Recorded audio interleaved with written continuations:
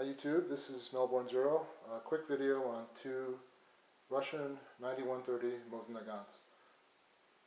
The topmost rifle is a 1928 Tula Ex-Dragoon in a post-war stock. The bottom rifle is a 1934 Tula in a pre-war stock. So in this video I'll just kind of show you how to tell the differences between a post-war and pre-war and some of the features of an Ex-Dragoon. Personally, I think that the Ex-Dragoon is a very good value if you're looking to start collecting Mosin Nagants. They're not very expensive. The one that I purchased was $89, and the bottom 1934 tool is only $79, so they're relatively affordable compared to the finished Mosin Nagants that I collect. And I think they represent great value and they have a lot of history, in particular the Ex-Dragoons. So I'll just go over some of some of the information about these, so you can, if you see these at a gun show, you can easily distinguish them and make the best choice for you. Okay, so let me first go over the differences between the post-war and pre-war stock. And generally speaking, the pre-war stock is going to be more desirable. There's really three distinguishing factors that you can look for in a pre-war stock. One is that the sling escutcheons or the sling slots are going to be screwed in. The other one is that it's going to have a sharp nose cap, so the nose cap itself is not going to be rounded. And the third thing is that it's going to be missing the depression or the bevel at the front of the first handguard band. So those are the three things that you can use to look out for, that you can easily pick out a post-war stock. Now sometimes you will find Mosin Nagants that have kind of like a mix of features that was done during the arsenal refurbishment, but generally speaking these things will steer you in the right direction. And let me go ahead and show you up close what I'm talking about.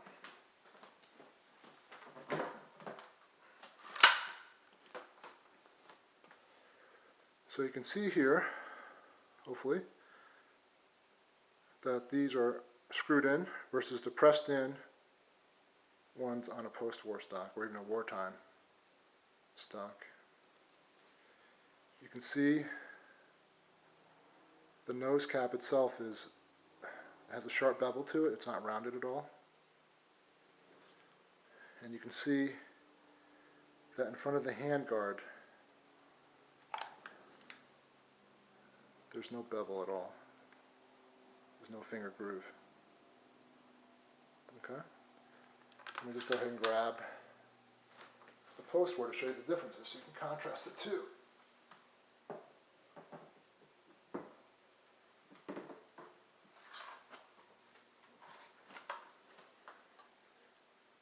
So you can see here, it's pressed in, fitting.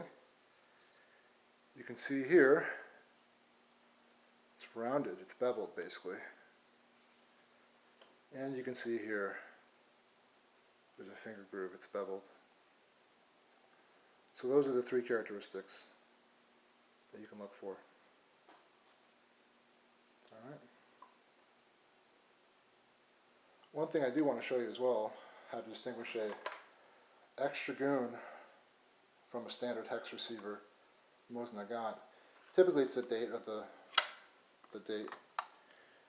Pre-1930 usually guarantees you're going to get a Dragoon. Generally speaking, if you see a really large arsenal stamp, like this one here is basically saying the foremost ordnance factory of Russia at Tula. I don't know if you can see that, that's what it translates to. So the date, pre-1930. The front sight is typically not going to be flush fit to the barrel. I don't know if you can really see that at all, but there's a gap there. And one other thing that you might see, particularly on the tool, is if you look on the upper part of the receiver, you may see the Russian crest here. In this case, it's very, very light on this rifle, but it's right here.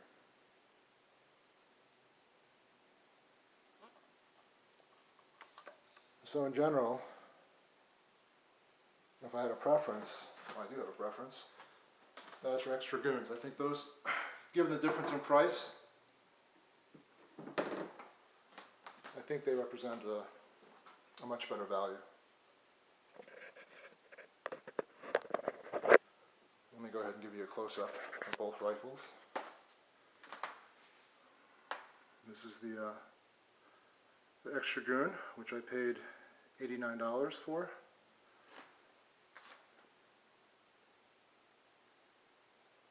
It also has the brass handguard caps, which is kind of nice.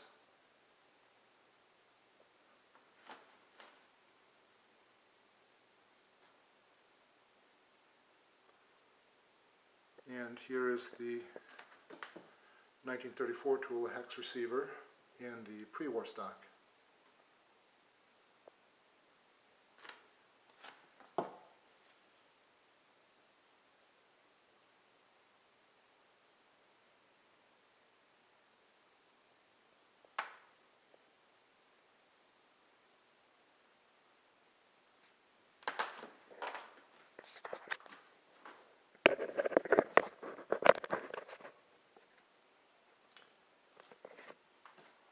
So that's pretty much it, I think. That's all I wanted to really cover. I covered basically the basics on the differences between the Ex-Dragoon and a standard 9130. Some people may say that if you know the dates are between, let's say, 1928 to 1930, and they're wearing the proper 9130 sights, etc., that they could be a prototype. But I wouldn't put much stock in that. Basically, I think they're pretty much all Ex-Dragoons, and you know, that's probably the safest way of categorizing them, I think. But these were very nice. I picked these up from IO. They just got a big batch of them in, and they're in very good condition. Barrels are very clean. Stocks are in pretty good condition. There's some small repairs, but nothing drastic on any of these guns. So I'm very happy with the purchase from IO. Well, hopefully that's been helpful for some of you. This is Melbourne Zero signing out. Bye.